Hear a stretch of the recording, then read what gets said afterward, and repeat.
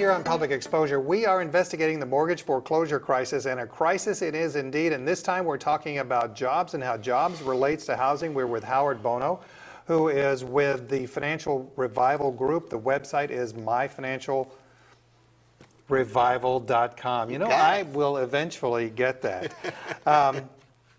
Howard, just a little bit about you, though. How do you know so much about finances? I mean, you were a mortgage broker. I was a mortgage broker for 20 years, and so that gives me a really good background in finance, and I'm just a student of economics, and so I read constantly. I'm always looking for the story behind the story. I'm always looking for how does this piece over here interact with this piece here. One of my favorite books is Freakonomics. And if you've ever read that book, you'll see that they take very unrelated issues and put them together and to help understand a particular situation. And I just have a knack for that kind of thing. It's September the 28th, 2011, as we record this show. And President Obama recently gave a speech about a jobs bill, and he, as we speak, the jobs bill hasn't passed. Let's talk about some things that you think about this particular jobs bill. Let's go actually to the Financial Revival website and the American Jobs Act, the same song, different spin. Let's go to the first quote. This is from President Obama. He says, and everything in this bill will be paid for. Everything. Really? Absolutely not. What they're going to do, this is again a political trick, and everybody uses it, the Democrats and the Republicans, so let's not try to figure out. So you're not here just to criticize Obama? Absolutely not. He's my president, and I'd love for him to be successful, but I don't think he has a shot doing things the way that he's doing it. There's no way that you can increase the spending. Most of the spending in the jobs bill is designed to increase two groups, public employees and union employees. And what he wants to do is to borrow a bunch of money to put more teachers in the classroom and to rebuild infrastructure. So there's no way that we can borrow money like that and have it be paid for without some kind of accounting tricks that if we used in our personal budgets, we would end up in jail. Let's go to the next quote, because President Obama's got a lot of them. It will not add to the deficit.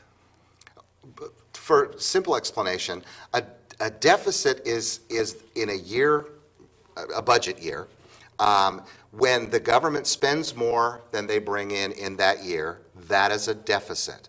So if they're going to borrow money to try to create jobs now, we're already running a huge deficit in our country. There's no way that we could increase the amount of borrowing that we do to fund a project like this without increasing the deficit, at least in the first few years. There's no way, mathematically it doesn't work. Let's go to the next quote. On this next quote from President Obama, everything in here is the kind of proposal that's been supported by both Democrats and Republicans, including many who sit here tonight. Yes, so he'll take little pieces here and there. For example, he wants to raise taxes raise taxes on the wealthy in order to do that. The Republicans have said time and time again they're not going to do it. The reason the Republicans are saying no, that they're not going to do it, frankly, I think that the problem is that they want to tax anybody that makes more than $250 a year, a married couple. Those are normal working people in New York, for example. You know, raise that to $1 million a year and tax those people higher if you're going to do that. Let's take this argument off the table. There are definitely tax loopholes that need to be filled in order to do it. The reason the Republicans won't agree with this is because the Democrats, I shouldn't say that. What I should say is all the politicians, once you give them more money, they will spend it. All right, let's go to the next quote from President Obama in his speech on the jobs bill. Pass this jobs bill and we can put people to work rebuilding America. Hey, I'm ready. You know, I am too ready to put people back to work. But the Republicans are looking at what he wants to do, and he wants to increase public employees, and he wants to increase, really the money's going to the unions and to the public employees. And so how do we borrow? Well, their money spends too, though, right? Right, but how do they get paid?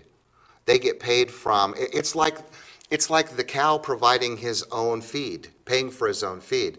For example, if you have a new public employee that makes $50,000 a year, taxpayers have to come up with the $50,000 a year.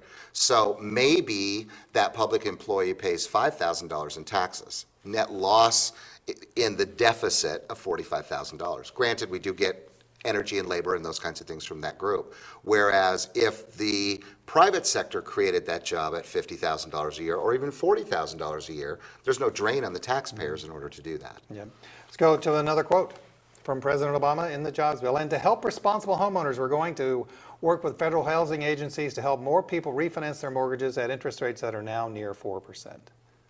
And going down. I believe that the housing market has gotten us, well, I don't believe it, I know it. The housing market has gotten us out of more financial situations than anything else. It's been proven that for every house built, it generates about $90,000 in taxes over the life of that property. Wow, that's a lot. For every house built, 2 full-time jobs are created for roughly a year to build a house. So, and then you start adding in the real estate agents, you start adding in the finance people and the inspectors and all of those things. The housing market really brings a lot of people in, the appliance people, all of that kind of stuff. And so the idea here is to spend more money on housing to create jobs. One sentence of his entire speech was dedicated to housing, and there was a giveaway in there of why it's not going to work. He said responsible homeowners that are upside down in their house should be able to refinance their house.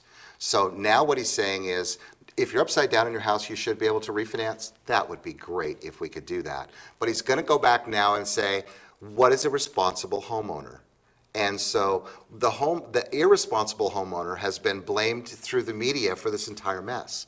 People that bought too much house are the problem. That's what the media has been saying. I disagree with that completely. So who's going to make the decision about whether they were a responsible homeowner or not? This will be another government program that's not going to accomplish anything.